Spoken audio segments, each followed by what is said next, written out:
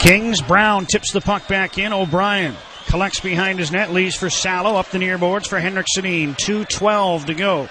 Third period, O'Brien leading the rush through center. Dishes off, Daniel Sedin in front. Henrik to Samuelsson, broke his stick, he's let it go. Daniel on the rebound, scores! Daniel Sedin with 2:03 to go, and the Canucks lead for the first time in Game 6. The Sedin's coming through again. Daniel Sedin, what a series he's having.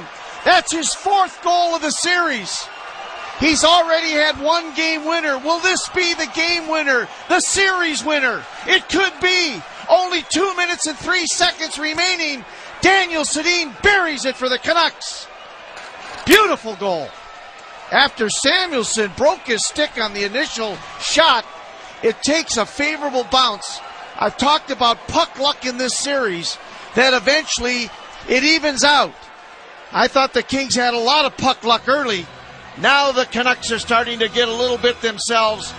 No bigger puck luck than right there to take a favorable bounce to Daniel Sedin, and he buries it. Samuelsson and Henrik Sedin will get the assists at 17:57. And now the Canucks will try to hang on for 2 minutes and move on to the second round. Kessler gets the puck to center to Burrows. He's checked. Jack Johnson takes possession for the LA Kings and now fires ahead for Frolov, who moves in on the left wing. Richardson after the puck in the corner. He's bodied by Kevin Bieksa. Now Frolov knocked down by Bieksa. Gets up to battle for the puck. Bieksa trying to kick it free. There goes Quick to the bench. 90 seconds to go, and the Kings down a goal. Go with an extra attacker. In after the puck is Kopitar, is right back out there. Kopitar behind the goal. Stoll to Kopitar in the right wing corner. Centers down. He can't get a shot off. Now he puts it in front, and Stoll missed the pass. Canucks get the loose puck. They're 3-on-1 on an empty net. Burrows has it. Will he get his first? Yes! Vancouver's going to move on as Burrows makes it 4-2 in Game 6. All right. Get him any way you can. Burrows is off the schneid. An empty net goal as the Canucks come up with 2 goals in quick fashion. Daniel Sedin scored at 7:57, and now Alex Burrows into the empty net. That's 2 goals in 56 seconds, and the Canucks are going to win round 1 of the Stanley Cup playoffs. That's number 14, Alexander Burrows, unassisted, time of the goal 18:53. Well, we saw an improbable comeback at GM Place a while back. So both Tom and I have declared the Canucks winners. I believe they're going to hang on here. But remember that one late in the regular season? Now cut that out. Just remember when Minnesota scored in 1918 and 1941 to force overtime. Sorry, it's not going to happen. Okay, I'm just... No, this team's better than that team. That was 3 weeks ago. I mean, all this experience. Yeah, there you go. Okay. We got a couple of winners to tell you about and score and win. Let's see here. Let's tell you about them. Michael Meehan of Surrey, the first goal. You want a Sharp Aquos Blu-ray disc player. Don Bateman of Victoria, the second goal. A men's Bulova Solar watch. What I want to talk about is how great the Sedins have been in this series with Michael Samuelsson. You talk about a potent, powerful, explosive number 1 line. Boy, have they shown their class. And I'll tell you, somebody else was great tonight. His best game of the series, and that's Roberto Luongo. Canucks have outshot the Kings 11-5 here in the third. They lead by 2 in the final minute. Quick heads to the bench again. As the Kings pull out all the stops, their season is on the line here. Canucks clear the puck towards the empty net. It'll be icing. As Johnson hustles back, and LA is now down to 39.4 seconds remaining in its season. Well, the LA Kings said that they were going to play their best game of the series. There weren't going to be any passengers. They were going to play their hearts out, and you know, in fact, they have. They just have not been able to match up for 60 minutes against a Vancouver Canuck team that has experience and have some great players, and the great players delivered again tonight. Started with the goaltender and the big line. Simmons wheels with a shot off the draw. Puck is loose in front. Smith jammed at it. Now the net is knocked off. This is crazy. It's like a rugby scrum. Just everybody try to kick it in, do anything you can. You can't blame the Kings for doing that. They know that their season is going to end probably in 36 seconds. But they're going to go down swinging and fighting and firing every bullet they still have left, if there are any. I don't think so. But what a third period by the Vancouver Canucks. Trailed 2-1. The comeback kids. They've done it twice now in this series. And they've done it in consecutive games on the road here at Staples Center. The first one with all the pressure on them to avoid going down 3-1. And now to close out this series as Burrows picks up a loose puck in his own zone. Tried to pass, it was blocked. Following up is Adler, ahead to Kessler. Now to Henrik Sedin. Doesn't take a shot at the empty net, just kills some time, plays the puck into the LA zone. Kopitar has it, 15 seconds to go. Lead pass broken up by Salo, following up is Jesus. Dumps the puck behind the goal. Smith tries to center. Puck winds up loose on the near side. Henrik has it. Kings try to send it in front. Comes back to the blue line to Johnson, to the right point, Doughty, and this game is over. The Canucks with an opening round 6-game victory.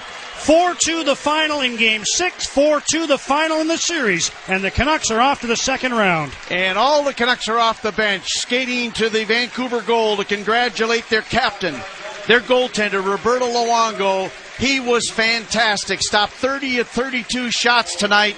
The Canucks win the series in 6, and it was a great series. And the customary handshake is going to begin now at center ice. The Kings have all lined up as they will shake hands. A hard-fought series. The Kings can hold their heads up high. A young team, hadn't made the playoffs since 2002. Really pushed the Canucks. But at the end, Shorty, Vancouver had what it takes to win a series. And hopefully this is the only one they're going to win this year. They held it together through some real adversity. We alluded to game number 4. Found a way to win that one and haven't looked back since. Never led in this one till the third period when Daniel Sedin got them what proved to be the winner. And it keeps alive an impressive stat for the head coach, Alain Vigneault, who has never lost an opening round series. He's now 4-0, 3 of them in Vancouver and 1 in Montreal. And Alain Vigneault staying out there on the ice with all the assistant coaches, shaking the hands of the LA Kings as well. That's great sportsmanship. And Alain Vigneault has said that, this is a well-fought, evenly matched teams in the first round. Not a whole lot separated these teams during the regular season, point-wise and everything else. But I'll tell you, it's a great feeling when you win, and I'm sure the Kings are a little disheartened, but, having not been in the playoffs, Shorty, for such a long time, this is a pretty darn good season for this bunch. We're just a second away here from seeing the two goaltenders embrace. It's always, they share a position that is unique in sport. No one can relate to it other than them, and now Luongo and Quick meet up at center ice. Yeah, that's really nice. And Daniel Sedin down there, the game-winning goal, his second of the series. As the Sedins certainly told me that what they have learned over the years is to just play their game, nothing else. Look at the King players now, saluting the fans. They're responding, applauding the home team. But the ones with all the smiles right now are the Vancouver Canucks. Got nothing right now to feel why. We'll be hearing from one of the Canuck players in a few moments. Victorious Canucks, who will head home tonight, and now they wait to find out who they play. The smart money, the heavy betting would be on the Chicago Blackhawks, but there exists the possibility of a first-round series against either Detroit or Phoenix as well, as those 3 teams shake out their respective playoff series. Detroit and Phoenix, of course, playing each other and heading to game number 7 Tuesday in Phoenix. Chicago trying to outlast the Nashville Predators, and if Vancouver does play Chicago, it would be a series that would start on the road at the United Center. If somehow Chicago gets eliminated by Nashville and the Canucks play either Detroit or Phoenix, it is a series that would begin at home. The Canucks with home ice advantage at General Motors Place. They're not worried about that. No, they're just celebrating the fact that they've managed to knock off the LA Kings in 6 games. Kings led 1-0 after 1. 2-1 after 2, but then began the third period comeback, one we saw 11 times in the regular season, saw in Game 4, and see again tonight. Kevin Bieksa tied it early And then goals late, 56 seconds apart. Daniel Sedin with his fourth, and Alex Burrows into an empty net. And the Vancouver Canucks skate off with a 4-2 win. And we'll hear from, again, one of the Canucks in just a sec. Well, they're whooping it up down there, Shorty. You know that. There's a couple of few Canucks out there on the ice being interviewed for television. Daniel Sedin, I see Roberto Luongo. I can't make out the other Vancouver Canuck on the far side there. Might be Alex Burrows, I'm not sure. Yeah, it kind of looks like him, doesn't it, with the way he tilts his visor up in his helmet. But I can't really tell who it is. But I'm sure the guys are certainly hugging each other. That's the camaraderie and the team spirit that really starts to build as you win a series. And this was a tough series. It really was. And I think that's good. The Canucks, last year they won 4 straight, had all that time off before they went into Chicago. But now they get a real good tester here, but they don't have to go the limit. They don't have to go 7 games. They probably won't play until at least Thursday, Shorty. So they'll get some practice time, but some well-deserved rest as well. We think we're getting Henrik. Just wait. We're going to hear from Henrik Sedin in just a sec. You heard the dulcet tones of Tony Noto. Is Henrik there? Not yet. Oh, okay. Well, we don't have to turn that up yet. Tony, thank you. We were just talking about your dulcet tones as Tony helps us out, as he always does here in Los Angeles. Well, let's give Kristen Reed a little plug, yeah, too, Kristen for being our runner down there, doing a great job. And she's trying to grab Henrik Sedin. I'm sure everybody, all the reporters are probably trying to get these guys pinned down, but we're hoping to get Henrik Sedin and get his comments not only on this game tonight, but on the entire series as well. Henrik, are you there? Yeah, I'm here. Hi, Henrik. Congratulations, Henrik. Just a terrific win. Again, you guys stepped up in the third period. Tell us about this game tonight, first of all, and then your general comments about the series. This game was the same as the other 2 down here. I mean, we kept patient. We know it wasn't going to be an easy game, and for 2 periods it was really, really tight. I mean, I haven't played a lot of series, but this was one of the tighter I played so far, and we were able to come back in the third again and made some big plays, and Danny scored a big one for us. Oh, he sure did. And, you talk about a little puck luck. You have to have some bounces. Samuelson's stick broke initially, didn't it? Yeah, but he would have scored otherwise. I love it. All right, tell us the feeling. Is this any different than last year? I don't know. Last year was a tough battle too, but overall, going into playoffs and the whole year, like I said from day one, it's a different feeling. It doesn't mean that it's going to go any better this year, but we're confident here, and we know we got the team to go far, and it's just a matter of us coming together and be a little smarter. I still think we didn't come up and played our best here in the first series here. I mean, we took a little bit too many penalties. If our PK can get a lot better, I think we should be in every gamer. Henrik, it's Murph. Hey, Murph, how are you? Tommy mentioned the bounces. Is that an inside joke? Yes, it is. I'll explain it in a second. Tommy talked about the bounces in this series as an expression about not seeing the forest for the trees. Was it hard to believe that eventually they were going to turn around and start to go your way? Yeah, it was for sure. I mean, especially I think for our line and person, like in the game, with game 3 there when Danny's goal got disallowed after the kick, and it felt like that was the low point of the series. But then he scored right away after that, and we felt that we could battle back in that game too. But we did it in game 4, and game 5 back in Van was really good for us. And here tonight was the same thing, a battle, but we stuck with it, like I said, and got some big goals. What's a player's view about your captain and your goaltender's play tonight? You know what? He was unbelievable for us, and that's what we said before the game. Like he might need to come in and steal one for us here, and he did. I mean, they played extremely well, and they threw a lot of pucks at him. But I still think we played maybe our best game defensively. We kept them to the outside and didn't give him too many great scoring chances.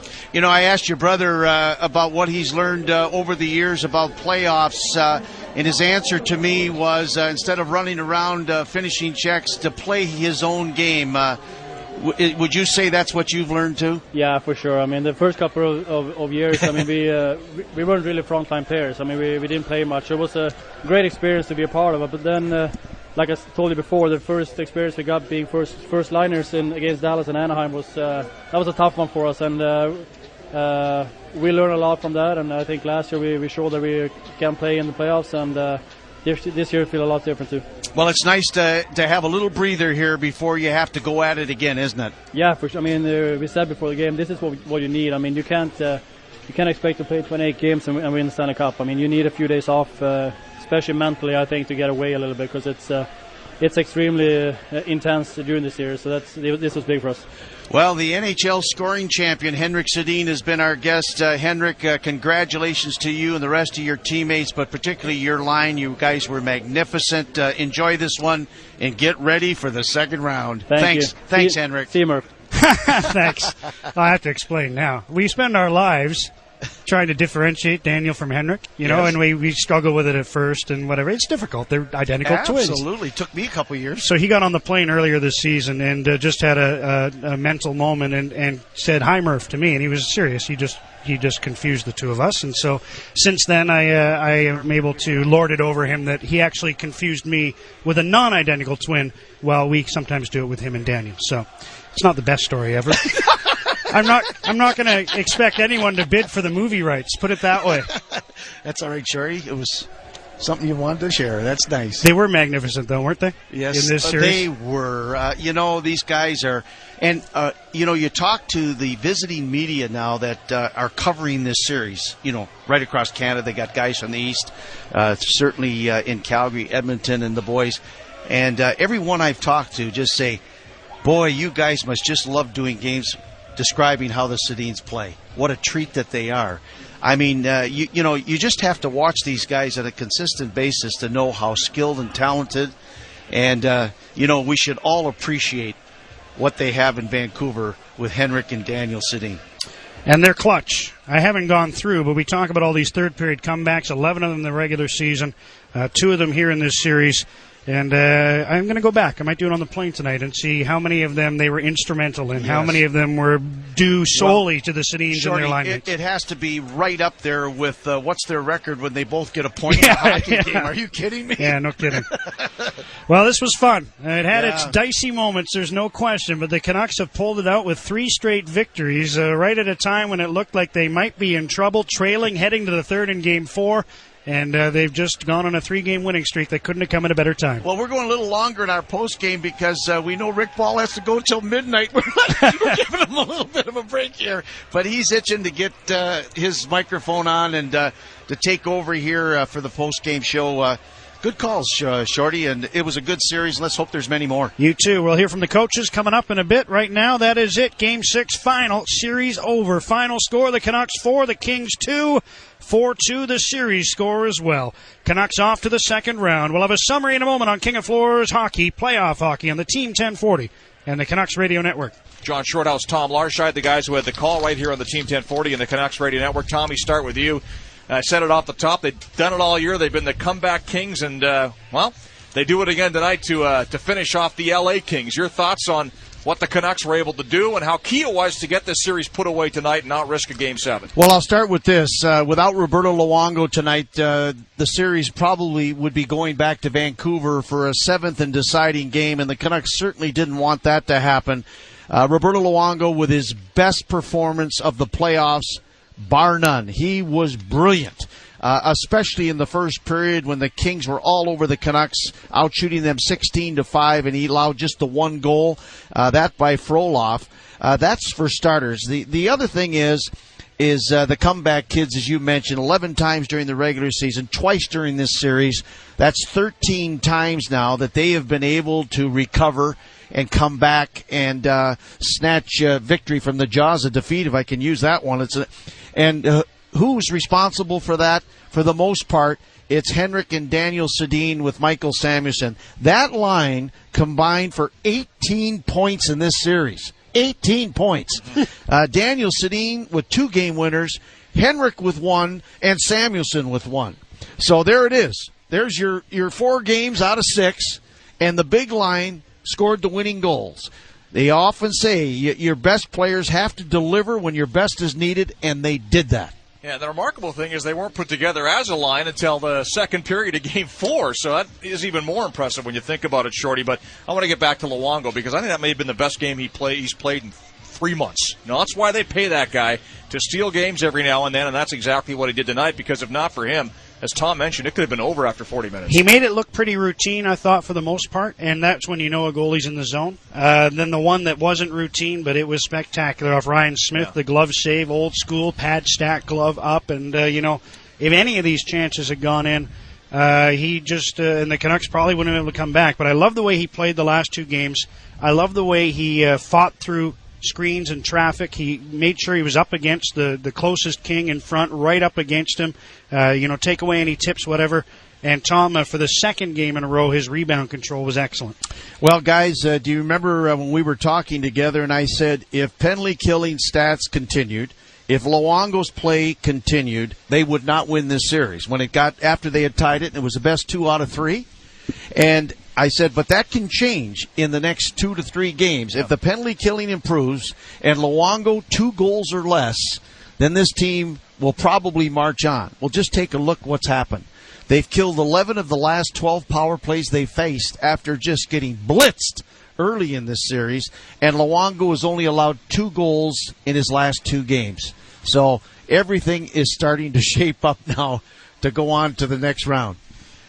Did he, by the way, I never did see a good replay on that Stoll chance. Did he stop that, or did Stoll hit the side of the net? It was hard to see when he had a the exit took the penalty? Yeah. I thought he stopped it. Yeah, I did too. I mean, that was a good save, too. You're right, Shorty. He looked so in control, and when he's on top of his game, when the pucks are sticking to him. Only one time I remember when he was unable to grab a puck in his glove hand, which has been an issue. He was hanging on to him. The ones he couldn't hang on to, he was steering into the corner, and when he's playing like that, boy, that's the backbone this team needs. You talk about the Twins, obviously, and Michael Samuelsson. Alex Burrows gets an empty net goal. I mean, you got to wonder if maybe that's what he needs to bust the slump here and get some confidence back. I know it was an empty netter, but Shorty, when you're not scoring goals, anything, you're desperate to get something to go in the net, and we'll see if that can get him rolling a little bit. Well, I mean, he needs to feel really good about himself. This isn't the old Alex Burrows. He needs to produce. I mean, the old Alex Burrows would have taken great pride in the fact that they held the Kings' power play at bay tonight because that was something he took ownership of along with a handful of other teammates, but they rely on him. So the fact they got this done in 6, they got 1 goal each from Burrows, who had 35, Raymond, who had 25, Kessler, who had however many. They get 1 goal each from those guys and win it. In 6, they do it scoring the most goals in the first round of any team in the NHL. That's pretty impressive stuff for the other guys as well, for the defense and for the top line. But I hope that is a springboard for Alex Burrows because they're going to need him a lot moving forward. It is the Capital Direct Lending Roundtable brought to you by Capital Direct, putting in a rental suite to create other income. If you had the money, would it happen? Your equity can give you that money. Call 1-800-NEW-CAPITAL. Call or apply online today. Visit capitaldirect.ca. So I guess all that's left now is the waiting game to see which team the Canucks will face next. It's likely Chicago. It could be Phoenix, and there's an outside shot. You keep saying that like it couldn't possibly happen. That it might be Detroit. But either way, this is a nice way to finish up, Tommy. Get it done early. You get a break. They will play no earlier than Thursday, and any time in the playoffs when you can get some time off. You can use we got the head coach downstairs. Great work, guys. Thanks. We'll see you in round 2. Let's go downstairs to Elaine Vigneault. Have a good show. An opportunity to stay in this game and win this series. We weren't nearly good enough in the first half of the game, and he kept us in. And for whatever reason, we sort of picked it up there, I thought, in the last 10 minutes of the second period and in the third, and found a way to win a game and win a series. Peace. Hard to sustain the power play pace that they had the first few games, but were you guys more willing to attack their points the last couple of games, especially tonight when they were on the power play? Do you think that was a key? We didn't really change much from when they were 6 for 6. And Tommy, have a good flight. Killing penalties. Sometimes teams get on a roll and you get a little bit of, whether you want to call it puck luck or bounces or whatever. And they were on a roll, like everything they were trying, it was connecting. And that can happen sometimes on power play or killing. You look at Washington, who was the best power play team in the league this year, and they're 1 for 25 in their series against Montreal. We knew that sooner or later, if we stuck with it and kept persevering and stayed mentally strong, that it would turn around, and it did. And we got a huge kill at the end there in the third period when the game was on the line. And our guys just stuck to it. Anything else? Third period, the Canucks outperformed seemed like they outperformed the Kings in third period. Yeah, I mean, for us this year, we've been a very good third period team. And again, in this series, I think we were. But, I mean, you got to give credit to that team and that franchise. They did an outstanding job this year. This was a real tough series, hard fought. When you were talking about 1-goal games and empty net games, you're talking about games that could go, one way or the other. And they played real hard. They played real strong. Their coaching staff did a good job, and they've got a real bright future ahead of them. Elaine, this is the third Vancouver team they've taken to the second round. Is this one best equipped to have success there? I think this one might have a little bit more, offensive capabilities. But all teams, it's a new time. There's a lot of different players, and there's a lot of the same players, I think, that have matured and got much more experience, and I think they're looking forward for this next opportunity. Talk about the collective effort on the back end. Elaine, you've had so many challenges with injuries in this series, and how you guys kind of weathered that storm. Yeah, I mean, I think tonight was a combination of Roberto helping out his defenseman right in front of him more than anything else. But I mean, this is a team game, and the goaltender's part of the team, and he did a great job for us.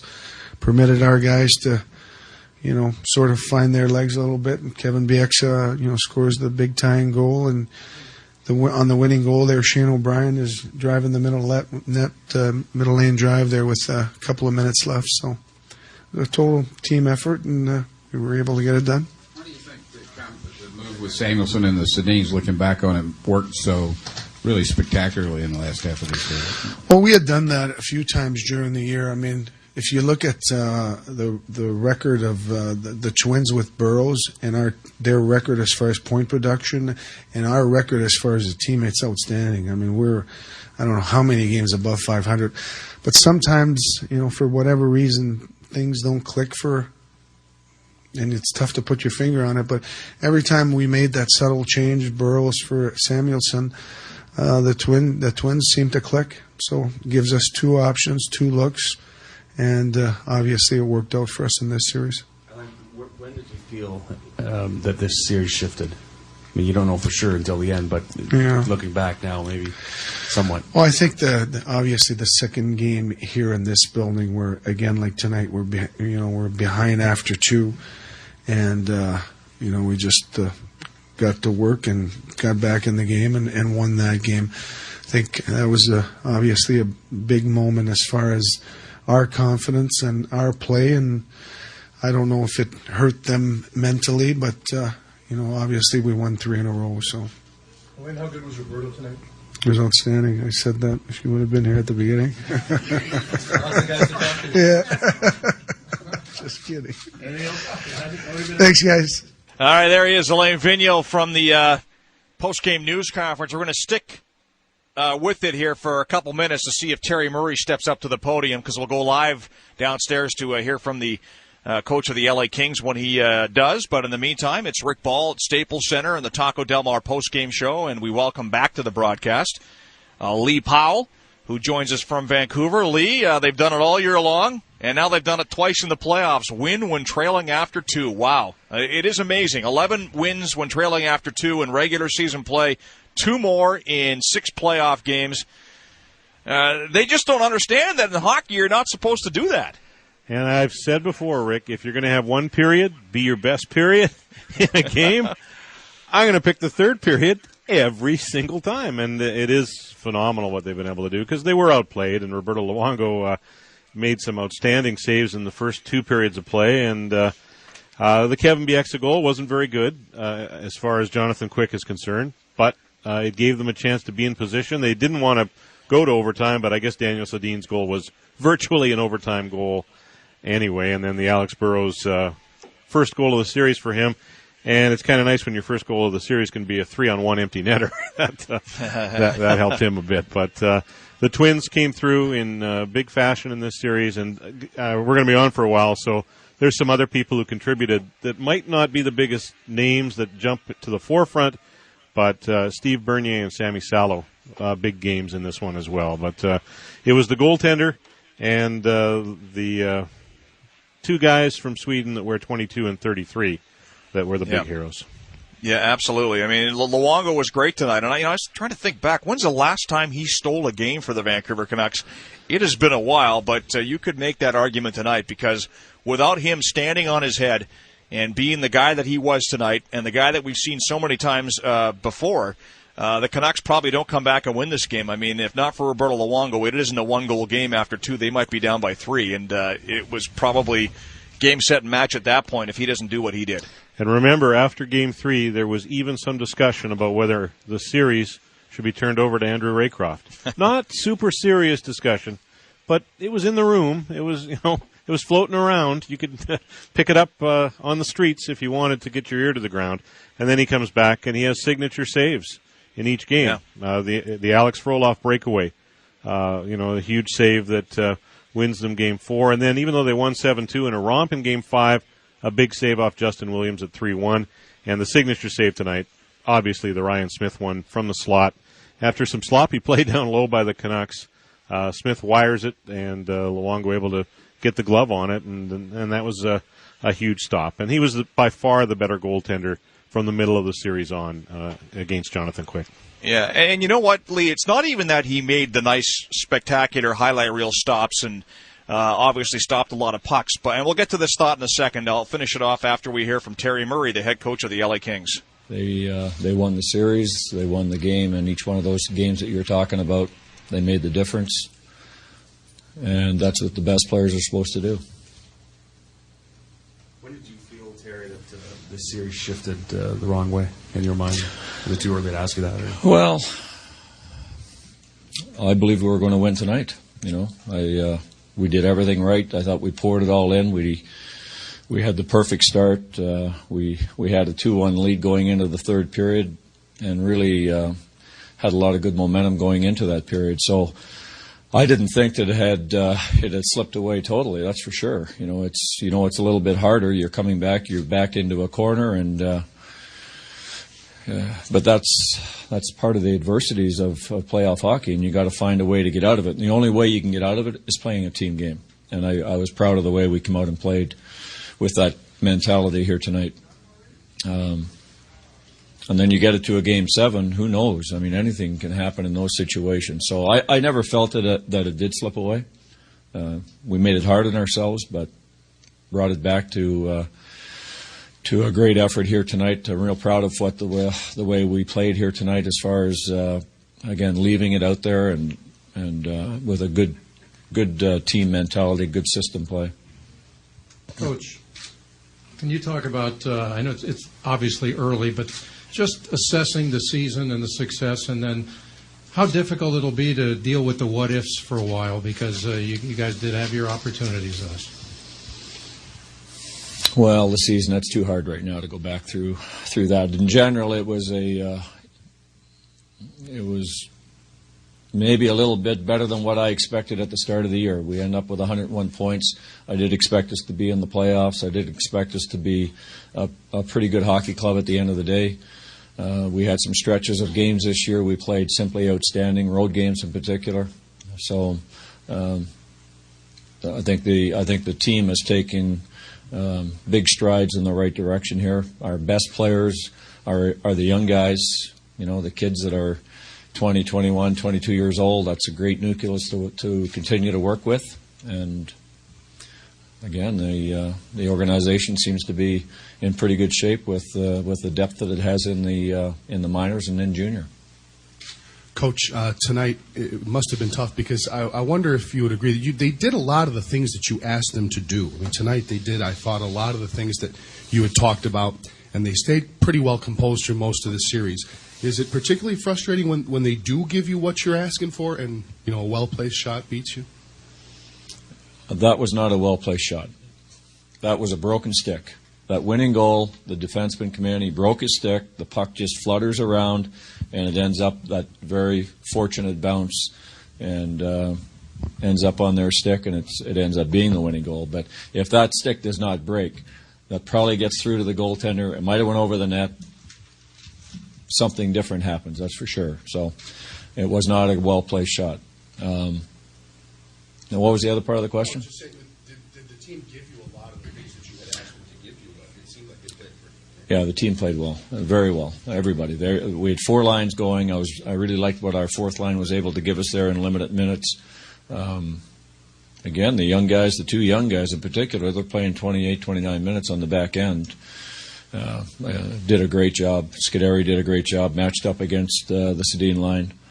So, in general, overall, again, it was what you wanted, what you needed from your team. Everybody poured it all in, and everybody still, whenever the game got to be a 2-2 game, still showed great composure, made plays. No one was panicking. We were doing good things on the breakouts, and trying to generate plays into the offensive zone. So, it was good.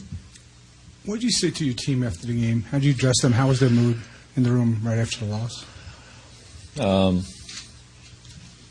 Just told them they played well. They played a good game.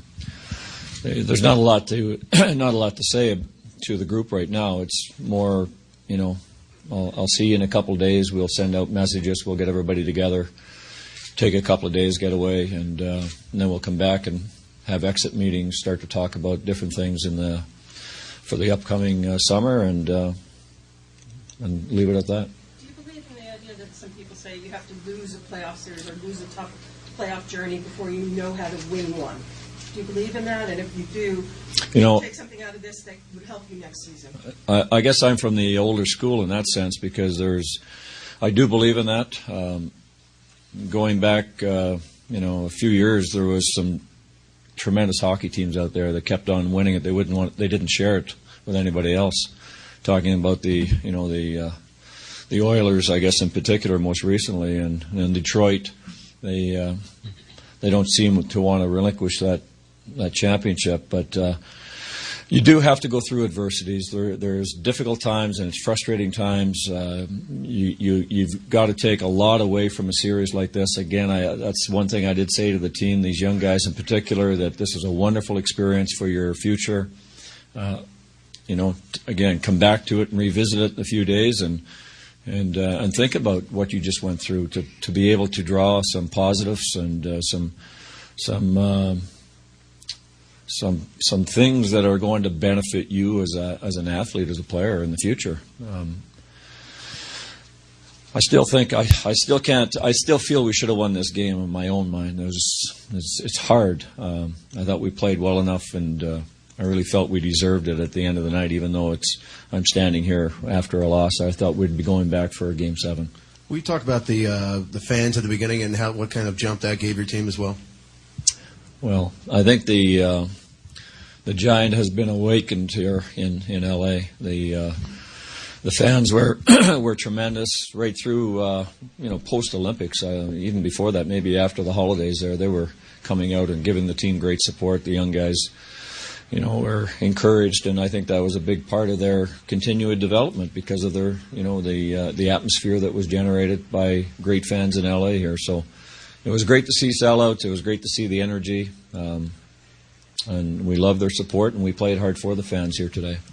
There he is, Terry Murray, the head coach of the LA Kings, who are now in a wait until next year mode. Good young team, though. It's got a good future ahead of them, obviously, with some great young players. You talked about the 2 defensemen, Jack Johnson and Drew Doughty, both just kids. Look at the ice time tonight, Lee Powell. 28 minutes and 50 seconds for Doughty, and for Johnson, 27:14. Yeah. Wow. They are horses. And he talked about his top 3 defensemen and added Scuderi in there. Good area. Yeah, he didn't talk about his bottom 3 much, and he probably shouldn't. Goaltending. Yeah, I didn't think much of O'Donnell, Green, and Jones in the series. But the ex-California Golden Seal, the coach of the LA Kings there, and he's a lot prouder after Game 6 than he was after Game 5, even though he's disappointed, felt they should have won the game. But that is 13 Kings made their playoff debut in this series, and it is the first time in 8 years for the franchise in the postseason. Yeah, and he talked about the winning goals being an unfortunate bounce, broken stick, puck goes to Daniel in the net. But the Canucks could argue, hey, how many bad bounces did we get in the first 3 games? There were a few bounces the other way. And it's still a sniper's goal by Daniel Sedin. Yes, the fact it was a nice shot. It ended up on his stick might have been fortunate, but what he did with it was pure clutch and the winning goal. BMW, the ultimate driving experience. Rick Ball live from Staples Center in Los Angeles. 4-2 Canucks beat the Kings. Another third period comeback. Canucks are on to round 2 with a 4-2 win in the series. Lee Powell with us as well, back in Vancouver. And it's our pleasure to welcome to the broadcast Dave Tomlinson and get his thoughts on the game. Dave, it's amazing, isn't it? What can you say about this team and their ability to come back in the third period, did it all season long, and it continues in the playoffs? Yeah, keyed by the same guys. I just was listening to that save coming in there. If that doesn't convince Ryan Smith to use a one-piece graphite next season, I don't know what will. One guy, out of any guy in that hockey team for the Kings that can't shoot a one-timer, and he's got it right in the slot in his forehand, and I think that was as hard as he could shoot, and Luongo gets the glove on it. Man, oh man, did that change things. The Kings didn't get another shot on net after that, and the Canucks obviously score on the power play, and then there was another, 7 minutes or so before the Kings get their next shot on net after that save. You talk about Luongo's performance. It's been a while since he's stolen a game, Dave. Is it unfair to the rest of the team to say Luongo stole this one, or is that hitting the nail on the head? Well, I would say that he was probably the best Canuck through 2 periods, and what I liked the best out of his game was the first goal that got by him, and you guys probably saw the replays where as Frolof's coming around the net, his skate kind of knocks Luongo's knob of his stick, so he can't have that paddle right down. And then Froloff, continuing on the wraparound, is able to get it almost off Luongo's stick that was turned a little bit and past him. But that normally for me would be something that would kind of bother Roberto Luongo. That would hang around in his head, and he'd be a little bit out of sync. And it didn't happen. He just put that behind him, made some big saves. The Kings, as we talked about from the Raptors, there came out 16-5 shots in the first period and had the 1-0 lead. But Luongo wasn't rattled by that goal.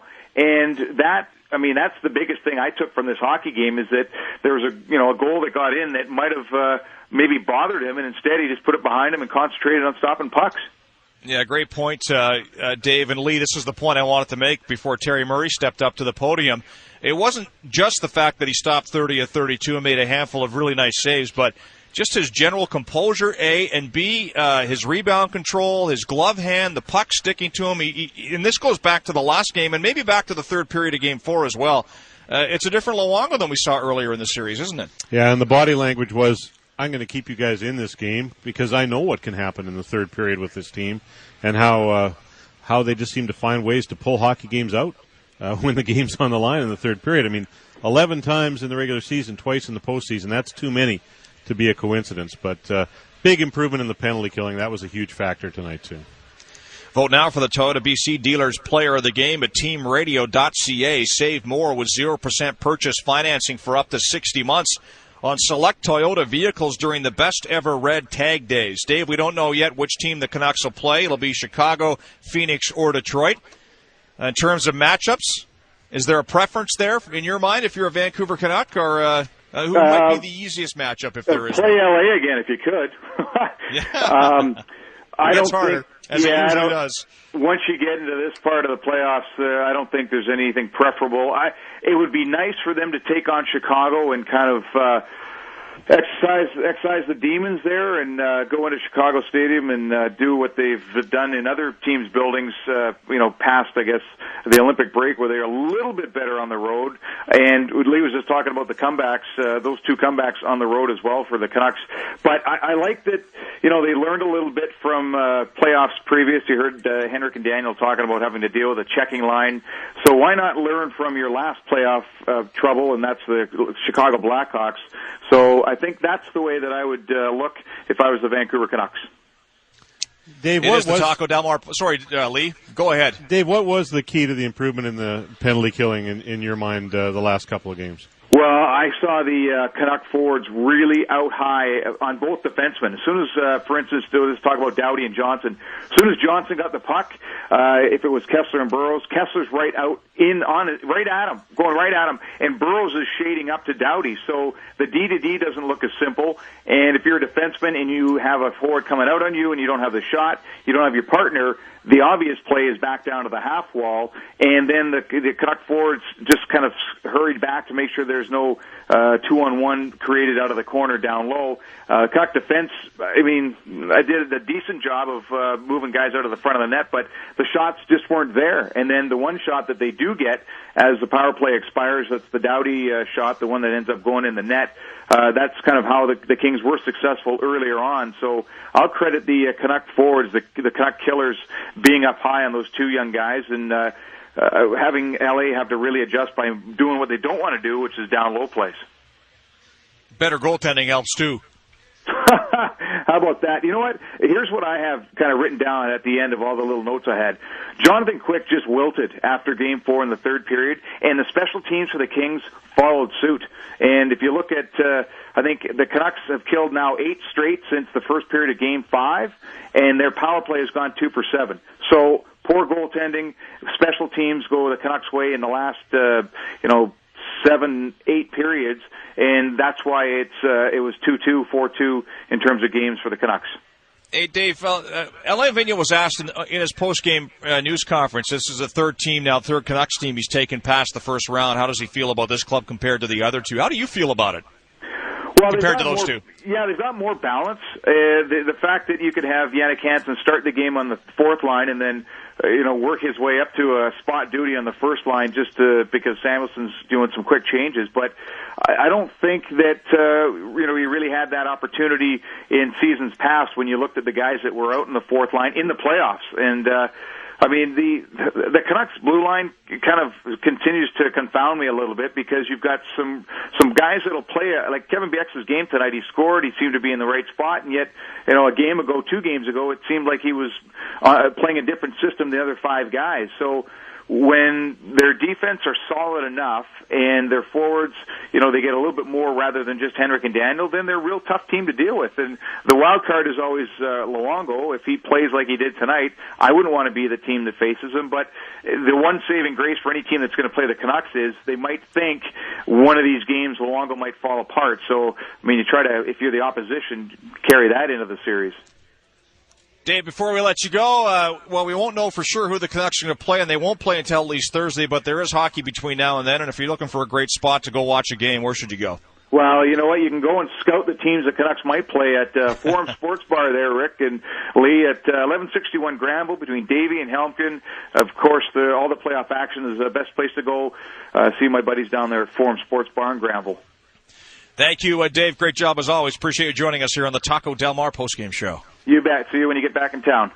There is Dave Tomlinson, usually from the rafters, joining us from his living room tonight after a 4-2 Canucks win over the LA Kings to wrap up this series in 6 games. And the Canucks league came through relatively unscathed, other than a couple of injuries to their sort of 6 defensemen, Aaron Rome and Nolan Baumgartner. But generally speaking, not a lot of serious bumps and bruises. But after any playoff series, guys are beat up, and that's why it was so critical to wrap this up tonight and not have to play again on Tuesday. An extra couple of days off this time of the year can do a world of good, can it? Yeah, they probably have the regular expected nicks and knocks and bruises. Daniel Sedin took a stick from Jarrett Stoll in Game 5, and there was a play where Dustin Brown kind of ran, I think it was Henrik, near the boards, and Henrik looked like he got clipped by Brown's skate a little bit, but nothing that's going to really slow them down. I'm sure they felt they were in a series. I thought the Kings might be a little more physical than they were. They were, ornery after the whistle, especially in Game 5 with all the scrums and pushing and things that went on, but they weren't really pounding the Canucks as far as big body checks. There was one from Matt Green on Dimitra tonight, but Kings didn't hit a ton. They tried to rely on their special teams, and eventually when the power play went dry, they were a little better 5-on-5 tonight, but not quite good enough, and they couldn't get it done in the crunch to send it back here for Game 7. It is the Taco Del Mar postgame show. Taco Del Mar, home of the Mondo Burrito. For the location nearest you, go to tacodelmar.ca. Lots more to come. We've got audio from both rooms coming up. We'll hear from the captain, Roberto Luongo. Best game for him of the playoffs by far. He was outstanding tonight. And much, much more, including your phone call tonight, all coming in the third period of play. Yeah. Remember we talked after the first, they were pretty quiet. And we said, let's it's a 60-minute show. Let's see the last reel here of the movie. And unbelievable. 19 points in 2 games in 1 period for those 3 guys. Yeah, in all honesty, they're going as far as Luongo and the Twins will carry them. There's going to be contributions from lots of role players, and that includes the more prominent role players like Ryan Kessler and Alex Burrows and lots of guys. But when the Twins are lighting it up and Luongo plays like he did tonight, then they're a threat to go for a distance here. Phone board's open, 280-TEAM, star team on the cell phone, 280-8326-STAR, 8326. Get to your calls in a second. Right now it's time for the 3 stars, brought to you by Burger King. And, fitting we just hear the Daniel Sedin goal, although how Roberto Luongo wasn't the first star tonight is beyond me, but we'll get to that in a second. First star tonight here in L.A. is picked here in L.A., Daniel Sedin. Well, he played great. Yeah, he was good, but come on. Best player on the ice was in goal for Vancouver. Yeah, I had 30 saves, and of those 30 saves, at least half are pretty high quality. So Daniel gets first star, Roberto gets second star, and really, I texted a friend of mine during the game, said this is the best I've seen Luongo play in 3 months. He was really good tonight. Yeah, that's the Luongo they need to have to really make things happen in this playoff run. And you think back to the evaluation after Game 3, and then you think of the evaluation after Game 6. Rick, it's just a little bit of a contrast, isn't it? Third star, Drew Doughty of the LA Kings. Yeah, the kid's going to be great. He's a Norris Trophy finalist. I don't think he'll win it. I think Duncan Keith will. Played a good series, was prominent in the Team Canada gold medal win. I wish he wouldn't embellish, same as Dustin Brown. Dustin Brown, yeah. But the Canucks have some players that I wish wouldn't do that too. So that's just me, I guess. But the kid's a great defenseman, and he had a heck of a series. So did Jack Johnson. They were both very prominent for the Kings. So Daniel Sedin, Roberto Luongo, and Drew Doughty are the 3 stars, brought to you by Burger King, a different sandwich every day of the week for $1.99 at participating restaurants. Burger King, have it your way. Canucks are through to round 2.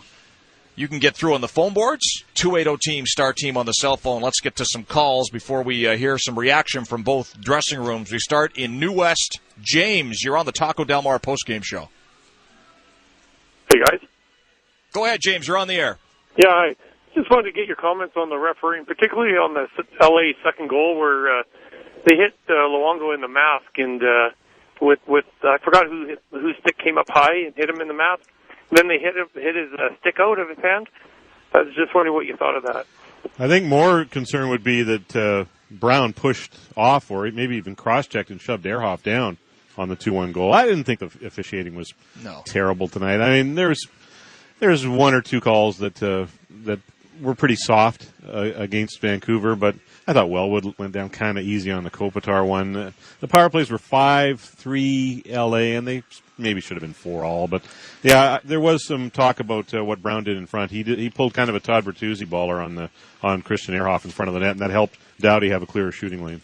Yeah, I did. I didn't like the call on Samuelsson for the goalie interference. It was actually Kopitar who hit his own goal. That's a tough call. Yeah, they're going across the top of the crease. The goalie gets tagged and goes down. Difficult for the ref maybe to see who did it. But, I don't have many complaints at all about the officiating in this series, not just tonight. I thought it was pretty good. You could always quibble. And I think the Kings might have a case on the game winner last game in here when Henrik scored late in the third period, and Wayne Simmons got tripped behind the net. So even the disallowed goal, even the Daniel Sedin disallowed goal, the call on the ice that was made was no goal. Was right. Yeah, you can't blame the referees for that particular call. But Tony had some good things to say about it on the pregame. We do tend to want to call a lot of the small ones and miss some of the bigger ones. The most surprising thing for me about the playoffs in terms of officiating, and it's not really anything to do with the officials, it's the teams, Rick, is 20 too many men on the ice penalties in the first round. I think that is shocking. You know what that is, Lee? That's teams trying to work the matchups when they don't have last change. And in the playoffs, that's so key, obviously, because you see each other so often. And because you're trying to make changes midstream more often than you might, I think that's part of the reason why you see them more often in the playoffs. And I think it was it Game 4 where LA had 3 guys come off and 4 go on?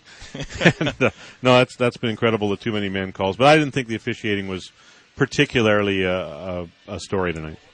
No, and that really in the series. And the one thing I did like was the way Game 3 was officiated. They let them hit, and there might have been some marginal hits in the first period, but you can really kill any of the physical element of the game early if you want to by throwing guys in the box the second somebody takes a thunderous body check. They didn't do that, and it made for an entertaining hockey game. And I know it's easy to pick on the officials, and sometimes they deserve it. part of the problem is that there's too big a gray area and too many calls based on the way the National Hockey League rulebook is written and interpreted. And, that could be fixed at the league level. But for the most part, I thought the officials did a pretty good job. 280-TEAM, star team on the cell phone, 280-8326, star 8326 if you want to get through and grab a phone line on the Taco Del Mar postgame show as the Canucks are through to round 2 with a 4-2 win over the LA Kings tonight. Let's talk a bit about this Kings team, Lee, before we move on to more phone calls.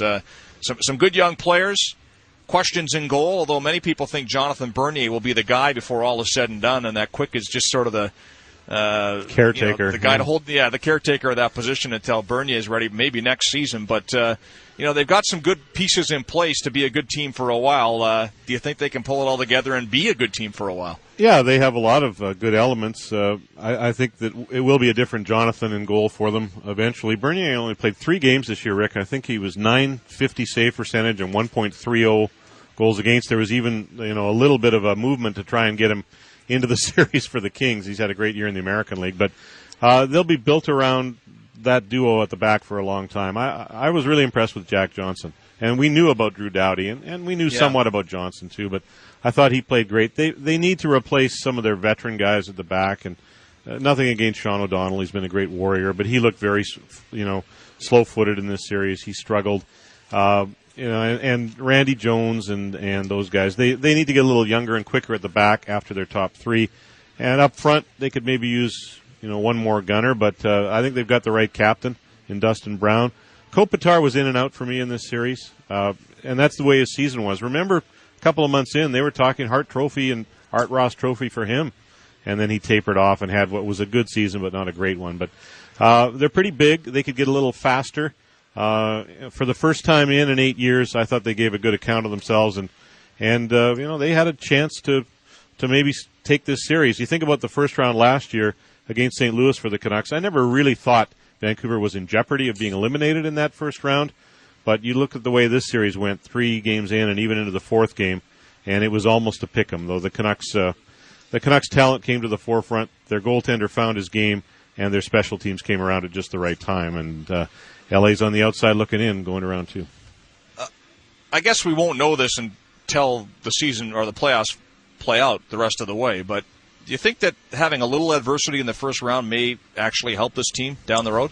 Yeah, I don't think it's a bad thing. It really gets their attention. And that wasn't an easy series, even though it went 4 against St. Louis. The games were all hard-fought last year, but this is one where they were nervous about whether they were going to advance. They probably wouldn't look at it that way, but I don't think it's a bad thing to have an attention getter in the first round. The teams are all pretty even. We don't know where they're going next. It's probably Chicago. But if Chicago, Detroit, and San Jose advance, they're in with a big fish. No pun intended with the Sharks. They're in with the heavyweights. So, I think it's good that they had to, bring a lot of elements of their game together. And let's face it, the penalty killing, that had to be an anomaly. Like 45% PK and 6 straight going in and 3 for 3 in one game. And you knew that had to get better. And it not only got better, Rick, it got very good. Like they went on a roll the other way that's almost as impressive. They really killed 11 of their last 12. Yeah, and that's a big turnaround, and that bodes well for moving on. Back to the boards. Let's go to Abbotsford. Ravi, you're on the Taco Del Mar postgame show. Hey guys, how you guys doing tonight? We're doing well. What's up, Ravi? Just got a quick question for you guys. Why do you think Burrows didn't get clicking this series? Because he was on fire during the regular season leading up to this, and it just seemed like he got shut down by the LA there for the second line, the whole second line. Yeah, thanks, Ravi. Appreciate that. Yeah, Burrows did not get a goal. He had 35 in the regular season. Didn't get one until the very last goal of the series, scored into an empty net, Lee. And we've lots of speculation that maybe he is dinged up. It wouldn't surprise me. They're not saying anything, but they don't in the playoffs. So when all is said and done and their season is finally over, I think, I wouldn't be shocked to hear Alex Burrows is playing with some kind of a nagging injury, although I don't know that for sure. Yeah, I was watching his skating. It doesn't look like it's reduced at all or that he's slowed down. The role has been different. He had a lot of chances early in the series. He was getting glorious scoring chances and couldn't convert them, whether they were big saves or he missed the mark. And then as the series wore on and Samuelsson got more and more prominent and was promoted to the top line, Burrows didn't get the same kind of opportunity in ice time. But, he continued to work on the penalty kill. He got better as the penalty kill improved, and I thought he played fairly well tonight. But they're going to need guys like him to be more prominent in round 2 if they play the Hawks. They need a little more from Mason Raymond. I thought that they had guys step up, though. Steve Bernier, 4 goals from him. Well, who would have thought that's manna from heaven, as Tony says. If somebody would have told you that Burrows wouldn't get a goal until the very last goal into an empty net of the series, and Steve Bernier would have 4, they would have pulled out the breathalyzer on you. Big time head shaker.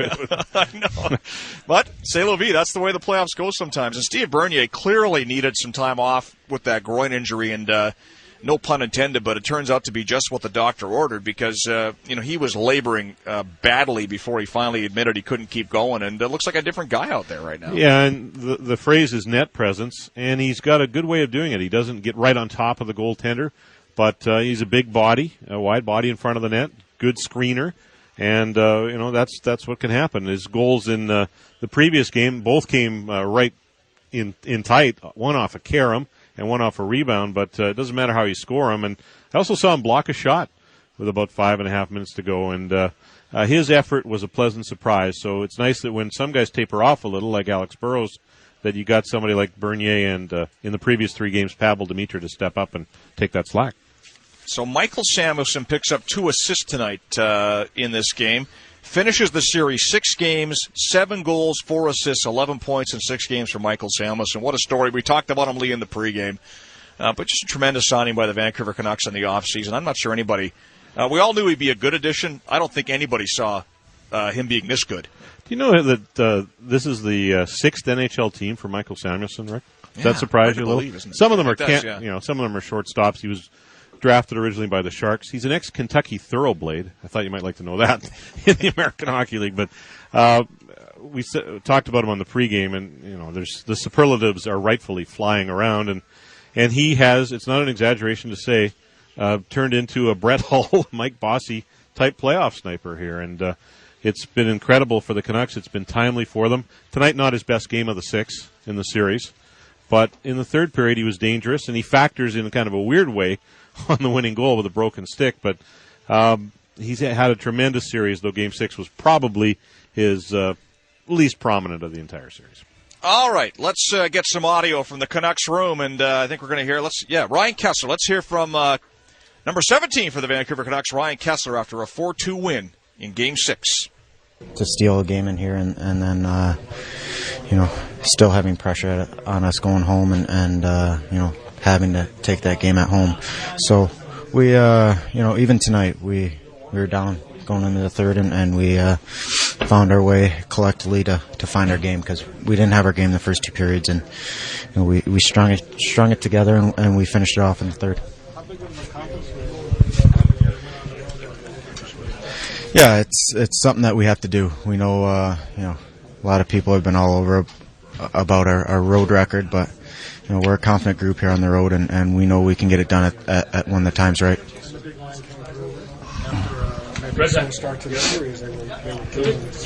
Yeah, they were they're our best players tonight. Those, especially late in the third, they found a way to get it done, and we need that from them, and they've been pulling through for us.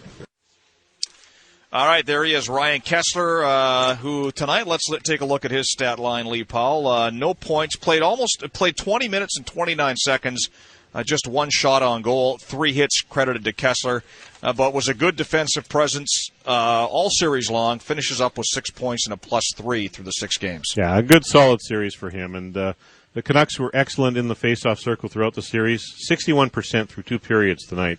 I don't know about the third period, but Kesler right around 50% in this game on the faceoffs, and never stops moving his feet. Big ice time, as you mentioned, and I think he can play a little bit better, but he was still a significant contributor. 3 hits in this game, and pretty nice guy to have on your team at playoff time. All right, time for the Stats Pack, as always, brought to you by Esquire. And, you mentioned some of the stats, Lee. The faceoffs, Henrik Sedin was unbelievable last game in the faceoff circle, 19 for 23, if I'm not mistaken.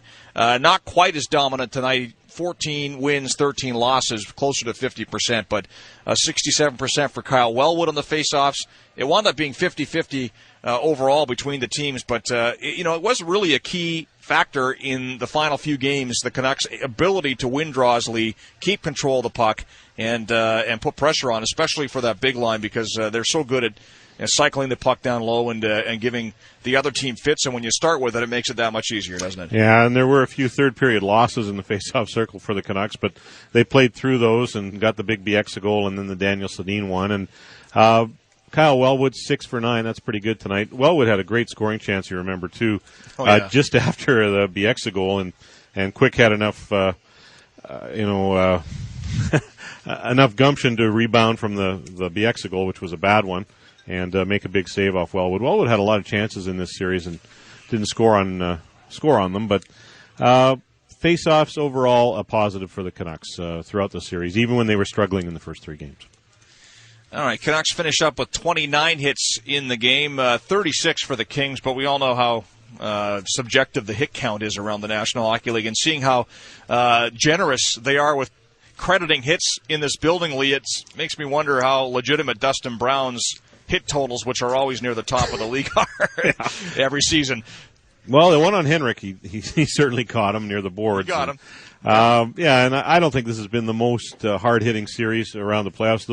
The Buffalo-Boston ones look tougher to me in that department, more physical. But there was some bad blood in the series at times, and there was finishing checks. I thought on a playoff intensity level, as far as roughness and physical play, it was about a 7 out of 10, maybe pushing towards an 8. So they were in each other's face, and it was physical at times. But I think the Kings, if they had it to do over again, would try to bump even more than they did because they have a big club. Christian Ehrhoff logged the most ice time tonight for the Vancouver Canucks, 25 minutes and 46 seconds. And let's make that, Lee, our stat of the game. Brought to you by Esquire by Movado. Not your ordinary timepiece. What does Esquire by Movado say about you? My world, my watch, my life. Available at Ann Louise Jewelers. So the stat of the game is 25 minutes and 46 seconds. That's Christian Ehrhoff's ice time. And the Esquire model of the game tonight is the Prescott. Tune in to BMAC and Rintoul tomorrow morning. Tell Barry and Scott the Esquire stat. 25 minutes and 46 seconds of ice time for Christian Ehrhoff. And the watch model, the Prescott. And you'll have a chance to win a special edition Team 1040 watch from Esquire, valued at $350. Check out the full line of Esquire watches at Ann Louise Jewelers. All right, he didn't get the first star officially, but let's be honest, he was the best player on the ice tonight. Let's hear from the Canucks captain, Roberto Luongo, after a series win here in Los Angeles. And, of course, as always, Luongo's comments brought to you by Mercedes-Benz. Yeah, I felt good. I've been feeling good the whole series, to be honest with you. So, I don't really care about the stats, but it was a bit tighter. I got a few more shots, so, I was able to make a few extra saves in the other games. How important was your play in the first 40 minutes? What? I mean, they dominated the first 40 minutes. Just talk about your ability to keep your team in it. Yeah, I mean, we knew they were going to come out strong. Obviously, they were up against the wall, so we were aware of their desperation level, and we wanted to just counterattack that. And obviously, I mean, they were playing really well for 40 minutes, but like we've done many times this year, we head into the third down, and we're still confident that we can get the win, and we got it done again tonight. What do you remember about the Smith save in the second period? Yeah, I mean, it was a turnover. I came out to challenge, I think it was Kopitar. He missed the net, so I was kind of scrambling to get back to my post. And as I did, I don't remember if it was Simmons, passed it out to Smitty, and I was just laying down pretty much, and I saw Smitty winding up there, and luckily he doesn't have a howitzer there, so I was able to snare it. Did you see it the whole way? Yeah, I did. Awfully tough first round series. To get past the Kings will give you quite a battle. I mean, that's the way it's been this year. I mean, not only for us, but you look at every series, it's just hard fought. There's a lot of parity in the league, so every series has been tough so far. And obviously, the Kings are a great team, and we knew it wasn't going to be easy, and we found a way to get it done. How do you explain the third period? Again, this team, his ability to go into the third down. Yeah, I mean, we've done it all year, so I guess we just have that confidence that no matter what the score is in the game, that we can find ways to win and get the job done, and we did it again tonight. The rest is going to be important. Thank you very much. All right, there he is, Roberto Luongo, as always, brought to you by Mercedes-Benz. If you love driving as much as I do, you need to drive a Mercedes-Benz. Set up a test drive today at your local Mercedes-Benz Vancouver retail location or visit mbvancouver.ca. You know, Lee, what I like in hearing the comments out of the Canucks room, they're obviously happy they won this series, but boy, you get absolutely no sense at all that there's a sense of satisfaction for them. They realize that 1 down, 3 to go, and they are far from getting their hands on the brass ring, and that's good to hear because it seems like a team that's that understands the mission and isn't getting overly excited about winning one series. Absolutely, and an upbeat, but still confident Roberto Luongo, and a little bit of a jab at Ryan Smith. So luckily he doesn't have a cannon, but he got quite a bit on it, and I think it's being compared also to the Marty Brodeur save. I think it was off Mike Richards. I don't know if you've seen that one earlier in the playoffs where Brodeur is prone and the Flyer player shoots it, and Brodeur is able to get his glove on it. And it came out of some confusion down low. Andrew Alberts, I think, turned the puck over, although Alberts didn't play badly tonight. He had 4 hits, and he's been steadily improving and staying out of the penalty box, so don't want to diss him. But Luongo was very sharp tonight, and especially in the first 2 periods, because 5 shots in the first, the Canucks had trouble getting the puck on Jonathan Quick, who was shaky when they got it near him. Yeah. And so it surprised me. 11 shots through 40 minutes on Quick by the Canucks, and you thought the way that Quick played in Game 5, they would be getting everything they could at him, and they hardly had any shots on goal at all through 40 minutes, which was a little surprising. But credit the Kings for playing the way they did and not giving the Canuck players a chance to get those shots away. And BX's goal it's a huge goal by BX, Rick, but if it had been scored the other way, we'd be saying that puck's got to be stopped. Oh, yeah, that was not a good goal. And it's the first 5-hole one, but Quick had one weak spot in every game, it seems. Game 4, it was the stick side. Game 5, it was the glove, and then he gives up the big tying goal by Bieksa in the third period to the 5-hole tonight. So he was the second best goaltender, certainly after the first 2 games in Vancouver in this series. Rick Ball, Lee Powell, Taco Del Mar post-game show from Staples Center. Well, I'm here. Lee's back in Vancouver after a 4-2 Canucks win over the Kings. Canucks win the series in 6.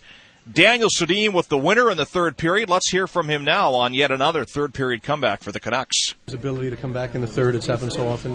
Yeah, even though we played poorly for 40 minutes, I think in here we felt that if we were still going into third, we would have a good chance, and it's a good mindset to have, I think, and it shows how deep this team is. Tell us about the goal.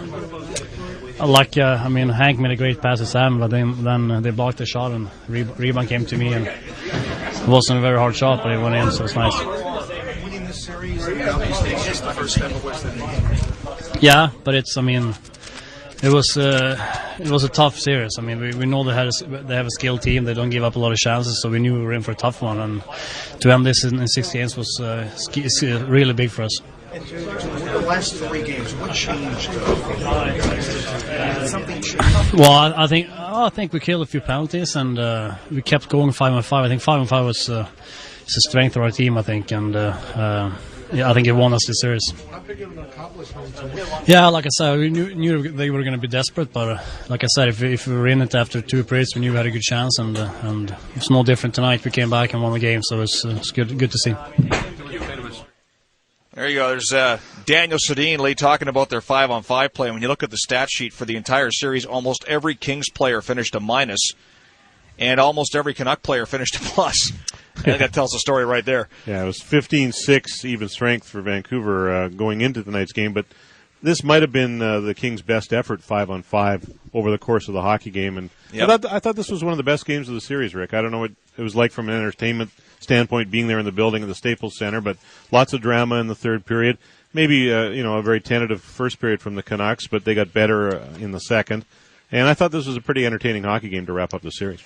It was good. I like Game 4, though. That third period was wild because it went both ways. Both teams were scoring and wide open. It was, and the big hitting in the first period especially really that was an element there wasn't a lot of tonight. I think both teams didn't want to take an unnecessary penalty, so it was a little more cautious in that department.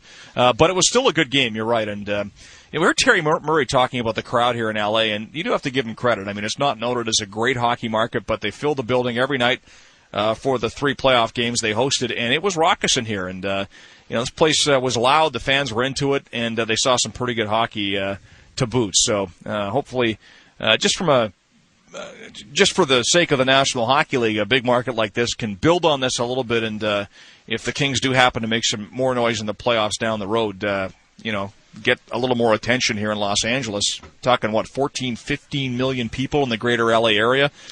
There are a few hockey fans here still, believe it or not. And they've got a 20-year-old Norris Trophy finalist. That's not bad. Right. Yeah. It's no Wayne Gretzky. I know he did kind of turn the hockey world around in this city when he got traded here.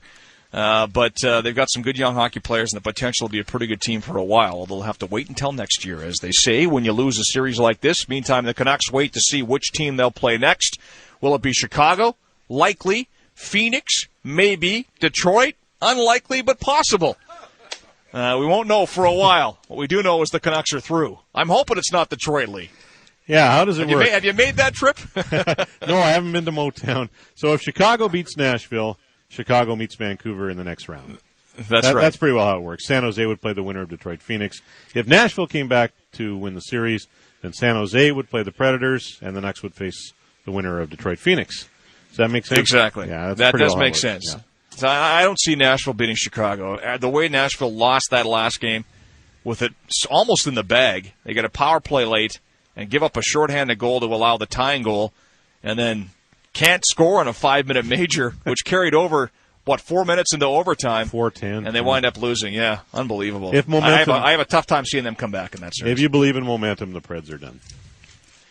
280-TEAM, star team on the cell phone, 280-8326, star 8326. Those are the phone numbers. Plenty of time for your phone calls coming up. We've got some more. Let's hear from, do we have Ryan Smith, Eddie? We do. All right, let's hear from Ryan Smith. He's been around the block a few times, one of the veteran guys on this LA Kings team, and here's Ryan Smith talking about learning from the loss. You learn from it, and you want to get back to it. That's what drives players to get back to that level again. Ryan, having said that, it's been 8 years since you've been a playoff game here, and each of the 3 games here, the crowd really seemed to give you guys a lift as you came out of the building. Huge. Yeah, they were extremely a backbone for us. They were 7th attacker. They helped us out, late in the periods when we started to, maybe have a little lull. They picked us up. So, hats off to them. They were in there very good for us. Forgive me for asking this question. It's already been answered. You must have thought we didn't have that puck any stick in the line. Yeah, obviously, right in the slot, shooting the puck right in the middle of the net, and all of a sudden he throws his glove up, and 2-0 at the time, I believe it would have been, and it hurts. It's tough to swallow that one. Did he steal the game tonight? Future of this team, but what are you feeling? Yeah, well, it's a big disappointment because we know we had some chances to take a hold of the series, but it's a good lesson, and I think we'll be better from it. I think down the line, and hopefully get to this level again. That's what drives us to get to it. Ryan, you guys was chased. He was chased in game 3. People were wondering about him and the way he responded. He played with him in international hockey. I'm not surprised with the way he reacted this year. No, I thought as the series went on, he got better. We wanted to get to him early. We knew that he was struggling towards the end of the season. We played him here. And we wanted to get pucks at him. And that's playoff hockey. You get pucks to the net, anything can happen. And we found ways to beat him early, but he prevailed. He played well and gave him a chance.